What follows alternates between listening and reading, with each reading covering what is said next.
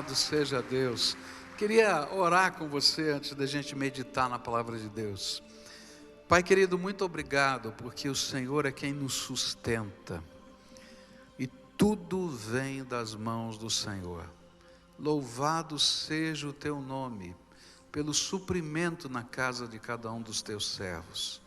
Louvado seja o teu nome, porque já passamos por tempos, Senhor, de lutas, de angústia, de desespero, mas também, Senhor, já passamos por tempos de grande alegria, e em todos esses momentos o Senhor esteve conosco. Recebe o nosso louvor, a nossa gratidão, e nessa hora, quando vamos meditar na Tua Palavra, falando sobre o que significa ser mãe, e quantas vezes o nosso coração fica apertado como mãe, como pai, que o Senhor esteja a ministrar no nosso coração. É aquilo que oramos em nome de Jesus. Amém e amém. Você pode sentar-se, querido. Eu queria meditar nessa manhã no livro de Gênesis, capítulo 21, versículos 14 a 21. Gênesis capítulo 21, versículos 14 a 21, onde a palavra do Senhor vai nos dizer o seguinte, lá no primeiro livro da Bíblia, Gênesis 21, 14 a 21. Na manhã seguinte, Abraão pegou alguns pães e uma vasilha de couro cheia d'água e entregou-os a Agar, e tendo-os colocado nos ombros dela, despediu-a com o menino. E ela se pôs a caminho e ficou vagando pelo deserto de Berseba. E quando acabou a água da vasilha, ela deixou o menino debaixo de um arbusto e foi sentar-se perto dali, a distância de um tiro de flecha, porque pensou: não posso ver o menino morrer. Sentada ali perto, começou a chorar. E Deus ouviu o choro do menino. E o anjo de Deus do céu chamou Agar e lhe disse: o que a aflige, Agar? Não tenha medo, Deus ouviu o menino chorar, e lá onde você o deixou, levante o menino, tome-o pela mão, porque dele farei um grande povo. E então Deus lhe abriu os olhos, e ela viu uma fonte, e foi até lá, e encheu de água a vasilha, e deu de beber ao menino. E Deus estava com o menino, e ele cresceu e viveu no deserto, e tornou-se flecheiro. Vivia no deserto de Parã, e sua mãe conseguiu-lhe uma mulher da terra do Egito. Essa história, ela é uma história complicada às vezes para a gente entender. Quando a gente vai lendo o livro de Gênesis, tem hora que eu fico com raiva de Abraão, né? E essa é uma das histórias que eu fico com raiva de Abraão, porque há uma situação ali de uma briga, não é, entre Sara e Agar. Agar era uma escrava de Sara. E na lei, não na lei de Deus, mas na lei dos povos de onde veio Abraão, lá da cidade de Ur dos Caldeus, quando uma mulher não podia ter filhos, e ter filhos naquele contexto era alguma coisa muito preciosa, né? Como é para nós hoje ter filhos, mas lá ainda mais, porque tinha a ver com a economia, tinha a ver com o nome da família, tinha a ver com uma série de outras coisas que era quase que impossível conceber uma família que não tivesse filhos. Então havia uma permissão da lei que a dona de uma escrava pudesse dar ao seu marido a sua escrava, e essa escrava conceberia do seu marido, tá? E aí existia uma expressão dentro da lei, lá dos Hammurabis, lá daquele tempo, que se aquela escrava concebesse o seu filho nas coxas da dona da escrava, tá? Ou seja, no momento da concepção, tivesse ali sendo amparada por essa mulher, e essa mulher tivesse recebendo o bebê ali naquele contexto, aquele bebê seria considerado então filho da dona da escrava. Bom, então Sara, não tendo filhos e aguardando durante muitos anos a promessa de Deus, um dia ela chega para Abraão e diz para Abraão: olha, está demorando demais, eu acho que a gente se confundiu, não é bem assim, toma aqui a minha escrava e vamos resolver esse problema de não ter filhos.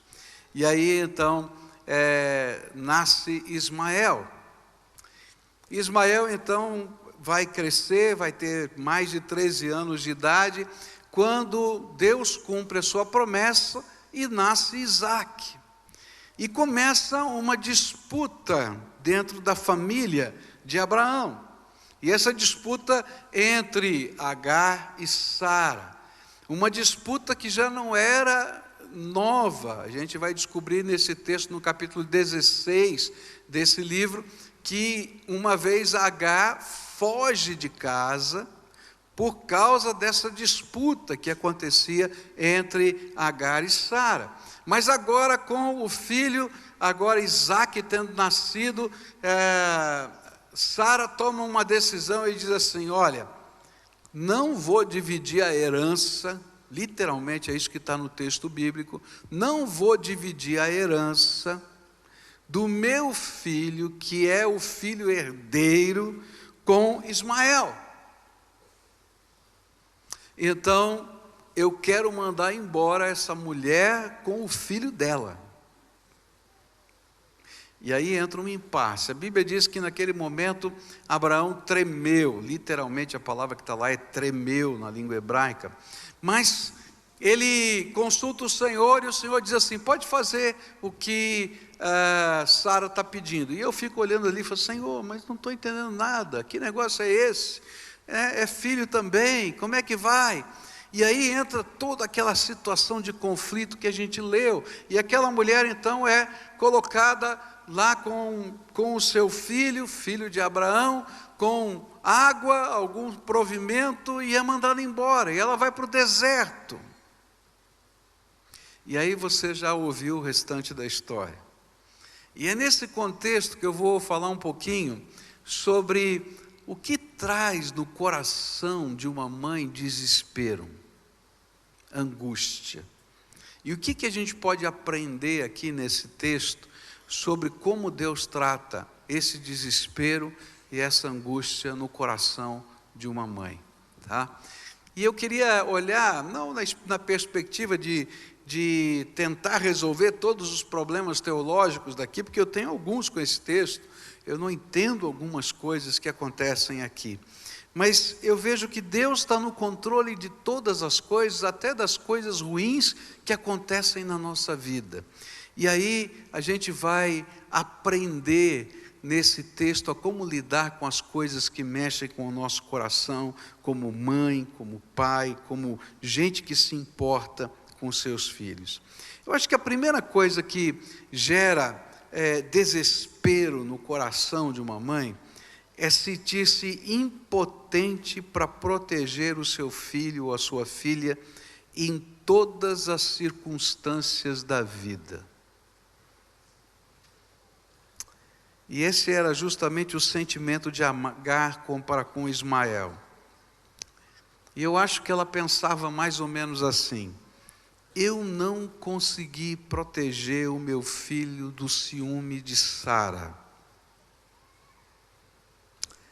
Eu errei o lugar do poço onde eu tive o meu encontro com Deus. Sabe por quê? Porque ela foi para aquele lugar na procura de um poço que ela havia descoberto, que está no capítulo 16 do livro de Gênesis, porque ali ela teve um encontro com Deus, o poço onde ela teve um encontro com Deus. Ela fugiu de casa porque tinha brigado com Sara, não é? Antes de Isaque nascer, e ela lá tem um encontro com Deus, e Deus diz: não, volta para casa, não é assim não, que as coisas vão se resolver, eu sou o Senhor, o filho que você tem vai ser um abençoado meu, tenha paciência, volta lá. E ela disse: bom Senhor, agora não tenho para onde ir. E então ela pegou o deserto e foi na direção daquele poço, onde ela tinha tido um encontro com Deus, mas agora ela estava se sentindo mal. Eu creio, porque ela disse assim: eu não achei o poço, e a água acabou, a coisa está feia, eu não achei o poço, e a água acabou, eu não consegui carregar água suficiente para chegar lá, meu filho está exausto. E aí ela toma uma decisão ruim, difícil: eu não posso ver a sua destruição. Como é difícil isso. Essa semana eu estava visitando o Nassif e a esposa, e chegou um momento em que os médicos diagnosticaram no Rafael morte cerebral, né? E você sabe, não tem função no cérebro, e a pessoa só está viva por causa de máquinas que estão fazendo todas as funções. E aí chegou um momento em que os médicos perguntaram para o Nassif: bom, e agora, como é que nós vamos fazer? Você tem que tomar uma decisão, né? E ele tem que autorizar que as máquinas sejam desligadas.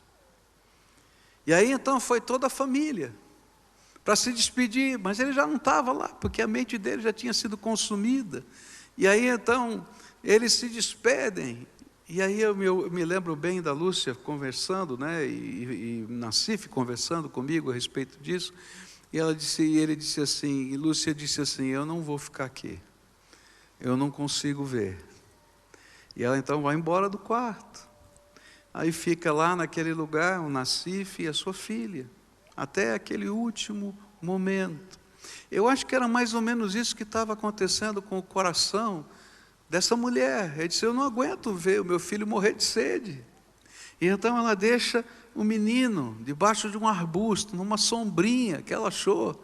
E olha, não deve ser muito fácil achar sombra no deserto. E ela vai para o meio do sol, como que vai buscar água, mas ela sabe que não tem água, porque ela sabe que agora era o fim.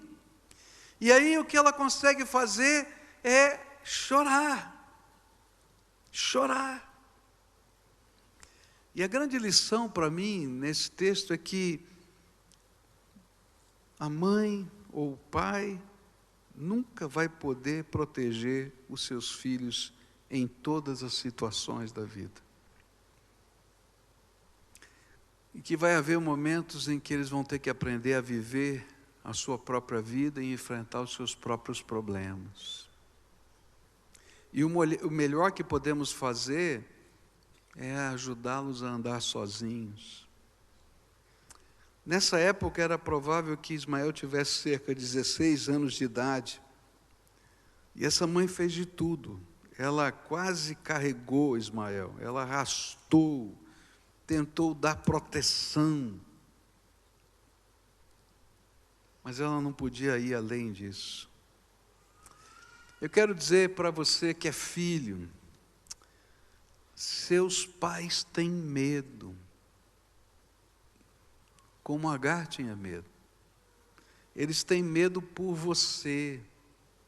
Eles gostariam de poupar e proteger você de tudo, mas eles não podem, eles não conseguem, não há quem possa. E algumas vezes, filho, você que está aqui, algumas das restrições, implicâncias que o pai, que a mãe tem para com você, tem a ver com o medo que eles têm de que você sofra. É isso que está acontecendo, que está dentro da alma. Então, filho, olhe para esse medo com os olhos do amor que ele representa. Olhe também como a voz de quem já foi a este deserto e sabe o que ele significa, porque essa mulher já tinha estado lá e sabia o que ele significa. Então preste atenção. Segunda coisa que a gente vai aprender aqui nesse texto, uma coisa que gera desespero às vezes no coração de um pai e de uma mãe, é não entender o método de Deus de revelar-se ao seu filho. É interessante que Agar voltou ao mesmo lugar onde estivera e ali tentou outra vez ter um encontro com Deus. E esse era o único lugar na face da terra que parecia ser seguro o suficiente para eles. Por isso ela foi para lá. Mas na caminhada em direção a esse lugar, ela enfrentou o vale mais profundo da sua vida.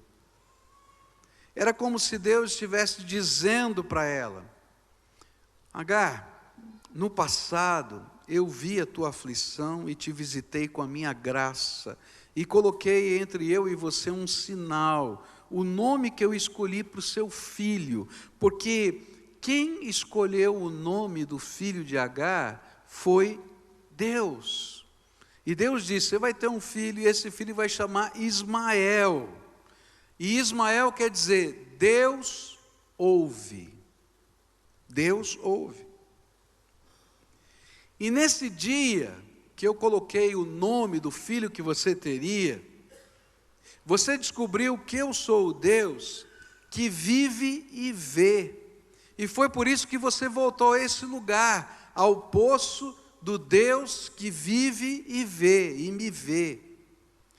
Hoje, o seu filho vai descobrir que o nome dele é uma verdade para ele também, pois eu ouvi o choro de Ismael.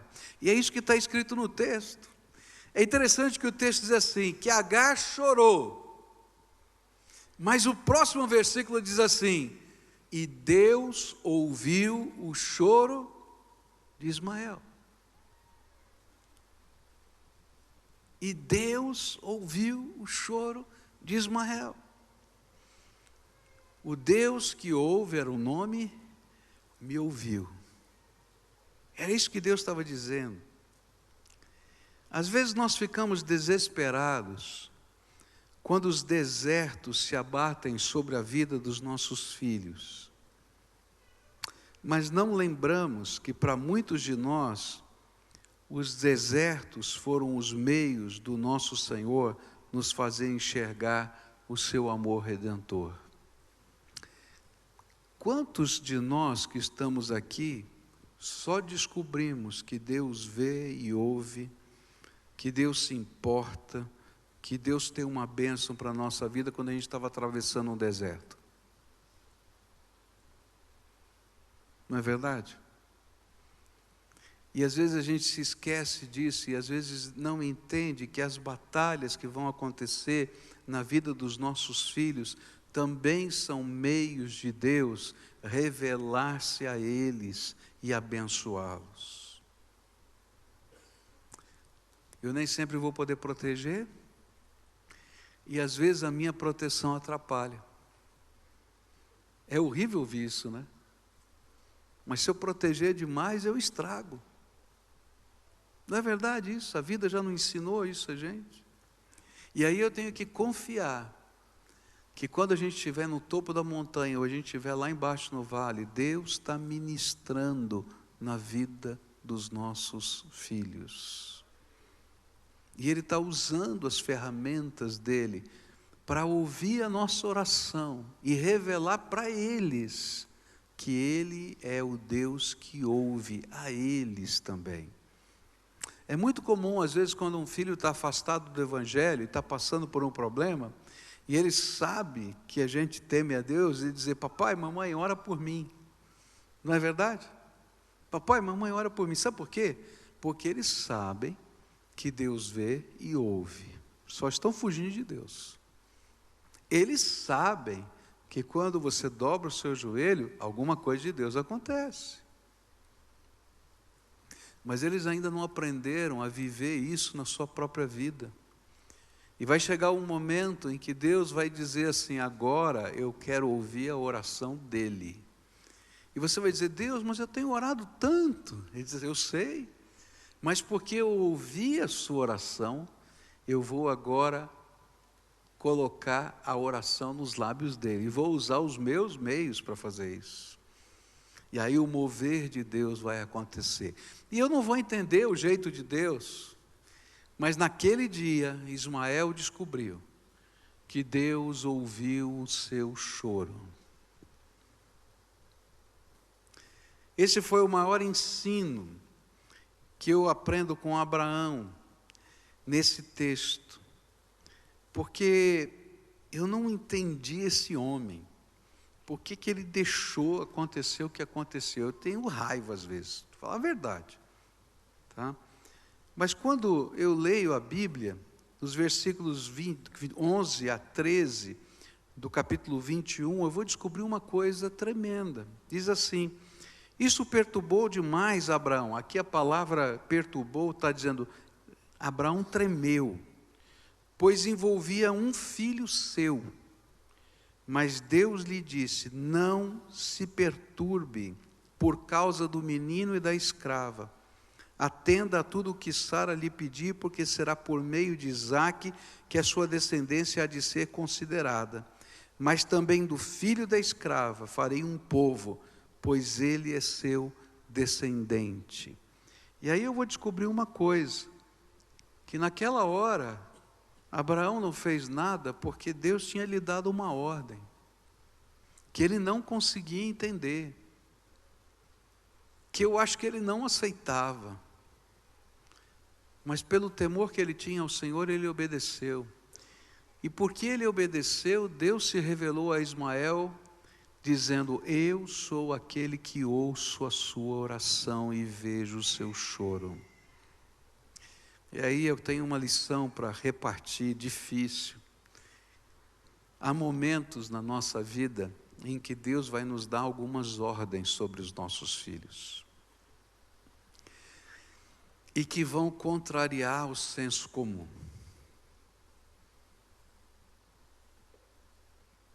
Porque o nosso maior desejo vai ser querer proteger de novo. E o Espírito de Deus vai dizer assim, ele precisa aprender alguma coisa nova por ele. E talvez essa vai ser a entrega mais difícil de se fazer. É muito fácil a gente fazer algumas entregas na vida.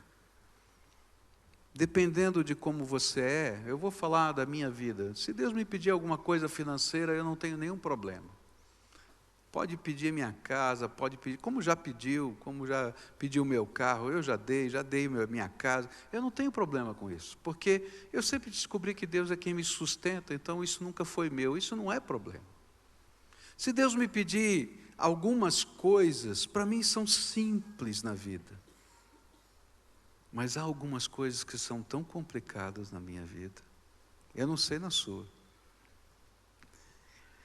E quando Deus me pede para colocar na mão dele as pessoas que eu amo, eu tenho que confessar para você que é difícil. É uma luta aqui dentro. E deve ser para você também. Porque elas são as joias mais preciosas que a gente tem. E há momentos na nossa vida que Deus pede para a gente confiar os nossos filhos na mão dele.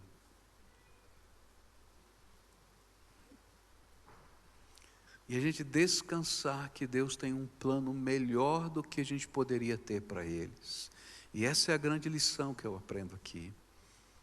Eu não vou conseguir proteger os nossos filhos, nem você vai conseguir proteger. Mas o Senhor tem uma bênção para eles, que é só deles. E que é a resposta da nossa oração. Eu não sei qual é o medo, qual o deserto, mas o melhor que você pode fazer nessas horas é que Deus pede para a gente confiar no método dele, é confiar no Senhor. Porque ele não está dormindo, ele pode ver, ele pode ouvir, ele pode responder. Por isso Deus ouviu o choro do menino, e o anjo de Deus do céu chamou Agar e lhe disse, o que aflige, Agar? Não tenha medo, Deus ouviu o menino chorar lá onde você o deixou. A última coisa que eu quero falar com você, porque logo em seguida as crianças vão entrar. Uma das coisas que gera desespero é quando os nossos olhos estão cegos para a provisão de Deus. E às vezes a gente não consegue consagrar e entregar os nossos filhos, porque os nossos olhos estão fechados para a provisão de Deus. E aí o verso 19 diz assim: e então Deus lhe abriu os olhos, e ela viu uma fonte, foi até lá, encheu de água a vasilha, e deu de beber ao menino. O poço estava lá, ela não via. Deus teve que abrir os olhos dela. Quantas vezes Deus está trabalhando de modo surpreendente a favor da nossa vida, da nossa família, e nós não somos capazes de perceber a provisão de Deus. Quantas vezes nós estamos chorando o desamparo, quando Ele nunca saiu do nosso lado. Agar chorava a morte de Ismael, enquanto Deus estava dando um arbusto para a sombra, para cobrir a cabeça dele no meio do deserto, gente. Um anjo para o seu consolo, uma fonte do seu lado, uma bênção vinda do céu para o resto da sua vida. E às vezes a gente não está enxergando. E às vezes a gente até está murmurando. Como às vezes nós entramos em desespero porque não somos capazes de perceber que Deus não nos abandona, porque Ele nos ama. Então quero dizer para você, você não precisa se desesperar, porque aquele que Deus que vê, é aquele que age, aquele que ouve, aquele que nos abençoa. E a solução para o nosso desespero é dada numa fórmula muito simples, que o anjo do Senhor diz para Agar. E diz assim para aquela mãe: não tema, confie na promessa que o Senhor já te deu. Então, se Deus já te deu promessas, confie na promessa que Deus já te deu. Quando você ora pelos seus filhos, quando Deus te dá uma promessa, toma posse da promessa que Deus já te deu. Ela é verdade, toma posse. Se Ele não te deu, continua de joelho e clama. Não desista dessa promessa. Depois, se você quer continuar nessa jornada, não deixe o seu filho desistir. E nem você desista. Por isso o anjo vai dizer: levanta o menino. Ele está lá, prostrado, levanta o menino. Pegue-o pela mão. Oriente o seu filho no caminho que deve andar. Por quê? Porque o Deus que ouve e vê vai te abençoar nessa jornada. Que Deus nos dê graça para aprender a trocar a angústia, o desespero, o medo da paternidade e da maternidade, porque essa não é uma coisa exclusiva da mãe, por uma dependência de Deus que nos faz enxergar os milagres dele na vida das pessoas que nós amamos. Por isso nós os abençoamos na autoridade do Senhor. Que Deus abençoe você, papai, que Deus abençoe você, mamãe, e no dia das mães, que Deus abençoe mais ainda você, mamãe, não é? E que nós, filhos, possamos enxergar os dramas do coração daqueles que nos amam.